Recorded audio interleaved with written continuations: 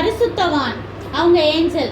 சரியா? அவங்க எங்கிற சத்தமான ஒரு குரல்ல என்ன சொல்றாங்கன்னா, மரத்தை வந்து வெட்டி போடுங்க, இலை எல்லாத்தையும் என்னது கட் பண்ணி தூக்கி தூர எறிங்க, அதில் இருக்க ஃப்ரூட்ஸ் எல்லாம் அப்படியே பிடுங்கி எல்லாத்தையும் அப்படியே தூக்கி எறிங்க, செதறடிங்க. அப்போ அதுக்கு கீழே இருக்க அனிமல்ஸ்லாம் இருக்க முடியுமா? இப்போ மரத்தை வெட்டிட்டாங்கன்னா அதுக்கு கீழே நிழல் இருக்காது, ஃப்ரூட்ஸ் இருக்காது. அப்போ அனிமல்ஸும் பேர்ட்ஸ்லாம் ஆட்டோமேட்டிக்காக என்ன செய்கிறோம், ஓடி போயிடும்ல.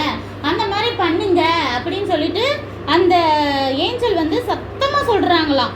ஆனால் அடி மரம் மட்டும் இருக்கட்டும். இப்போ மரத்தில் உங்களுக்கு தெரியும், அடிமரம்னா என்னது, இப்போ இந்த பூமியிலேருந்து இந்த இவ்வளோ உயரத்துக்கு கொஞ்சம் உயரத்துக்கு மட்டும் இருக்கிற மரத்தை மட்டும் வெட்டிட்டு விட்டுட்டு மற்றதெல்லாம் வெட்டிடுங்க அப்படின்னு சொல்லி.